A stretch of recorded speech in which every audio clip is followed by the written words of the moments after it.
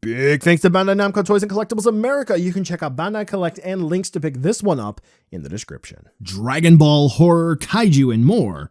Steven's Toy Reviews. Hey there, Collector Steven here with another Dragon Ball review, and today we're going to be taking a look at the SH Figuarts First Form Cell. This is something that a lot of folks have been hoping for quite a long time now, all the way back from when the final form cell was first released. And I'm going to say there are some hints that perhaps this figure has been in production for that long. Not necessarily it's been on production line, but maybe this is something they've been working on and sort of been revising as the years have gone by. Similar to Super Saiyan 4 Goku, but not quite. If you know, you know. But nevertheless, Cell is finally here, not performing for you. He's not a member of the DK crew, but this is going to be something that a lot of folks have been looking forward to. However, upon release, there have been some who have had a more so lukewarm feeling to this figure for insert reason here. Maybe it's going to be the scaling, maybe it's going to be the paint finish on the figure. But when it comes down to it, how does this figure stand up to what else you may have, and is it going to be worth the purchase? Let's take a look to see whether or not this android, isn't it weird thinking of Cell as an android? Yeah, me too. Is going to be worth adding into your collection. When it comes to how Cell looks, or imperfect Cell, first form Cell, whichever, maybe I'll use them interchangeably. One criticism that I have seen is that Cell looks a little too glossy. Personally, I'm fine with it either way. The only thing that I will say is that I hope that there will be a consistency with future Cell releases, assuming that we will have a renewal perfect Cell at some point. So this way they all look the same. That's the only thing that I will say regarding that. I will say that overall, for the different black dots that are found throughout Cell, for the most part, they are applied rather well, and they're not really missing in spots, and they're not bleeding outside of the lines, let's say. For the paint application, I don't really feel that there's too many issues that are to be found here, where the only real cause of concern would be in the accessory section when we take a look at one of the faceplates, and it's going to be the toes. They're permanently curled to the left or the right side, respectively, for the feet, which is, again, going to be something to bring up in the accessory section. So overall, for Cell, I think that he looks fine for me. For you, you may prefer your bug creature to look a certain way, depending on his sheen. You may want him to look a bit matte. You may want him to look glossy. That will be back to you. One other thing of note as well, as we conclude this section for the tail. This isn't really something on them. This is unfortunately the design. The underside of Cell's tail, his stinger, his sucker, there's no other way to put it. The underside is fully black, while the top is patterned like the rest of Cell. Because of the articulation, unfortunately, if you go to make it a bit more expressive, it is going to break up the illusion. So, yeah, I mean, it's not ideal, but nevertheless, it's there. All right. Well, Cell's articulation is different, to say the least. We have some modernized joints, but some of it feels like a figure that would have been released quite some time ago, around the time where we would have had the original final form of Frieza's release, as well as maybe Vegito. Now, there's also some weird tricks that are played here to get this figure engineered. So first and foremost, let's go ahead and remove the crown, if you will, and faceplate, so you can see the construction for the neck joint system. So there's going to be a ball joint that plugs into the head, and then another ball joint that plugs into the neck here. So it's going to be a double axis or barbell style joint, which is good. Pretty much the standard here for the Figuarts line, in a way. So Cell's head at that point can move around just fine. Now I'm going to go ahead and I'm going to throw that picture up. The snap is to help me out. Oh boy. So there's a lot of funky stuff going on in the torso where the neck plugs in. So the neck is basically going to plug in to the middle section of the torso, which is going to plug in and secure the top portion of it by the chest, and that's going to plug all the way down into the waist. Yeah, so to talk about the main body articulation, yeah, Cell is pretty well interconnected here with a lot of different joints, and you can get a whole bunch of funky stuff going on here. So, yeah, he doesn't really move awkwardly at all. The articulation is rather fluid. Hopefully that disassembly made sense, and I did that for the shell pictures. So you can get Cell's main body to twist and turn in any way you would like. There's not a problem there. Where there is going to be just a bit of a problem is going to be in the arms, most particularly on this unit. For the shoulder pads, first and foremost, these are going to be similar to some of the Ultraman and Kamen Rider figures that they have. Not necessarily like some of the Dragon Ball SHF with the Saiyan armor, where we're going to have a hinge that allows the pads to move down, and then the pads themselves are going to be on ball joints, so this way they can rock and turn around. So we do have a butterfly hinge, going to be rather tight. You saw how they are connected into the chest area there, but they are kind of on ball joints as well. This particular one does like to droop a little bit, and sometimes it's really loose, it feels like, other times not so much. Then we are going to have the arms actually plug into those hinges on ball joints, so we can spin the arms around, no problemo. Then they are going to be on hinges as well, so this way we can get Cell to T-pose, right? We do have dedicated bicep swivels, except for both of them are real, I guess, not sticky, but they feel kind of gummy to move, kind of like that they're stuck plastic and I'm getting ready to spin and twirl them off. They're not. I've actually able to pop them off with ease, so it's just what it feels like. It's rather odd. Double hinge elbows. The hinge closer to the bicep did not want to move on both of them at first, but once they did, Cell's range of movement just opened up ever so. No forearm swivel, which is okay, and then for the wrists, we are going to have the same range of movement for all the other figures. We're going to have a swivel where they plug in, hinge, one direction, and then ball joint.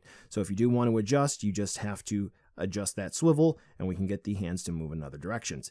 Real quick, the wings. So, perfect form Cell has them attached on ball joints, right? First form, just straightforward hinges. Don't know why. Rather odd. Tail, we'll go ahead and talk about that. Plugs into the back on a ball joint, which is rather fine to move and is rather good. Then we have a system of pegs that plug into one portion and the other, and hinges. So we have 1, 2, and 3. This pops off for the Cone of Doom, so this way he's able to suck up 17 and 18. Basically going to be very similar to Frieza in Android 21, the Boo form. The only issue here is that, I kind of just talked about that in the last section as well, just because of how Cell's tail looks, or the absorption stinger, whatever you would prefer to call it. Unfortunately, when you go to move any of the points to adjust the position of his tail, we break the aesthetic. So it's just something to keep in mind. It's not really an issue that they could have avoided unless they use something like bendy wire, which they don't need to do. Anyway, hips. So they're using the pull down style, right? So you pull them down just a little bit and you can push them back up, which isn't really a problem here. But I can't really disassemble the hips safely, or at least I don't feel that I can. I don't feel I have the ability. But what's interesting here is that whenever I move the hips around, I can kind of look inside, and it looks like the purple sleeve here is hiding a hinge. So we can pull Cell's hip down, and even furthermore, I just did it earlier. Come on. We can get an even better range of movement, just like that, as you can see. So we can get him to kick his legs straight out, which is great. Then, of course, we are going to have a thigh swivel, which is good.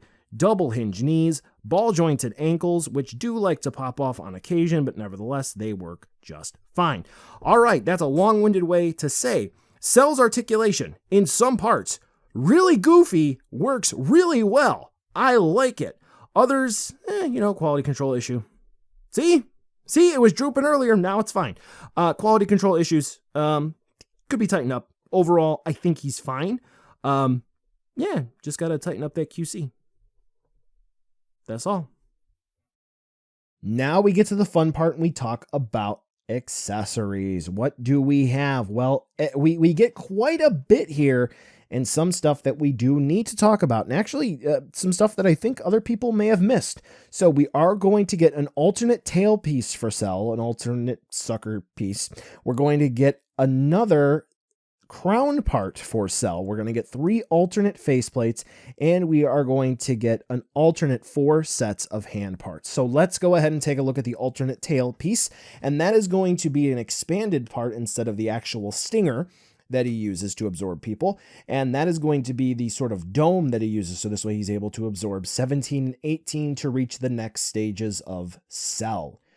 Cool. Now, the alternate crown piece, the head part.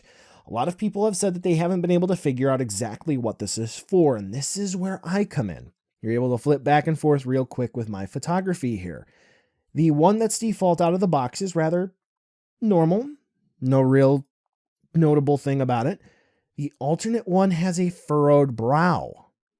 Yeah, so when we go to look at the faceplates, we do have the normal neutral one, which is that out of the box. Then we have a screaming one. Then we have one with his mouth sort of, upturned like he's making a snarky comment, which, first form cell is known to do that. And then we have another faceplate, which is seemingly doing the exact same thing, but without that smirk.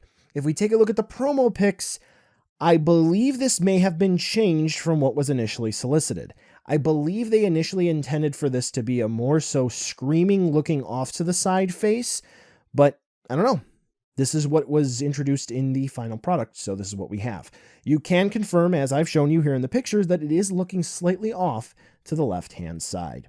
For the alternate hand parts, like I did make mention, we are going to get 4 alternate sets of hands, and we're going to get some more so relaxed set of hands, which are going to be, good for a specium ray or for him holding his hand dangling from his leg. We are going to get 1 set of Kamehameha hands. We're going to get 1 set of really splayed out hands so we can use the solar flare, and then another set of seemingly gripping hands. And this would be a good scene to recreate Cell grabbing one of his victims, so this way he can absorb them. And that's going to be about it for accessories. So what do we have? What's good? What works? What doesn't? I think for this package in and of itself, it's good. What I will say, though, is taking a look at some of the other releases with characters with similar feet, if we would have gotten an alternate feet part, like, let's say, curled up feet, toes, like we had for the Final Form Frieza, that would have been pretty cool. And then also, this is going to be the beginning of a character in Dragon Ball who has an array of different beam effects, and they could have literally thrown anything in here. They could have done a special beam cannon, they could have done a solar flare effect, another Kamehameha, they could have done a renewal of that, but unfortunately there is not going to be an energy effect. But with that being said, you can use a myriad of other effect parts that are going to be on the market or from other characters. So if you are interested in those, I have videos to help you out, whether it be for effect parts or stands. Since we'll be doing a whole bunch of Android reviews relatively close together, here's going to be a side-by-side comparison with some Androids together along with some other figures you just might have up on the shelf. So buy now, skip, or wait for a deal. I think the only legitimate gripe here is going to be the size. I think Cell could have been just a little bit bigger, but nevertheless, I think Cell does blend in well with a Dragon Ball display. For about $75, I can understand the hesitation that some may have. However, I think this is a rather uniquely engineered figure in the Dragon Ball lineup with plenty of expressive parts for the figure, and I think it's fun. And that's something that really matters at the end of the day. I don't think it's necessarily going to be the first figure that everyone's going to want to jump to pick up if they haven't had a complete Dragon Ball Figuarts collection, but nevertheless, it is a refreshing entry into the lineup, and I'm excited for the inclusion of Dr. Gero and the Clown Android and the new Vegeta and Trunks, and yeah, we're getting into the Cell Saga, and this is going to be the greatest gateway into it I think we could get. Well, collectors, that brings us to the end of the video today, and I just wanted to take a second to thank you so much for watching. Now you've heard a lot from me, I'd like to hear a little bit from you. Drop in the comments down below whether or not you liked it, you hated it, or maybe you were somewhere in between. I also want to take an extra second here for a nice, humongous thank you to all the patrons for SDR over the last month who have really helped the channel grow into what it can be today. So to all of you, 2 big thumbs up, thank you very much. And now the end card should be popping up, which will give you a few clickable links, like maybe to subscribe or head on over to my Patreon, or some short URLs like to my social media or to my Teespring store. There's also a video I hand selected for you, so if you want to watch another STR video, I hand selected some good content for you to watch, so definitely check out that video. Thank you again so much for watching, and I'll catch ya in the next video.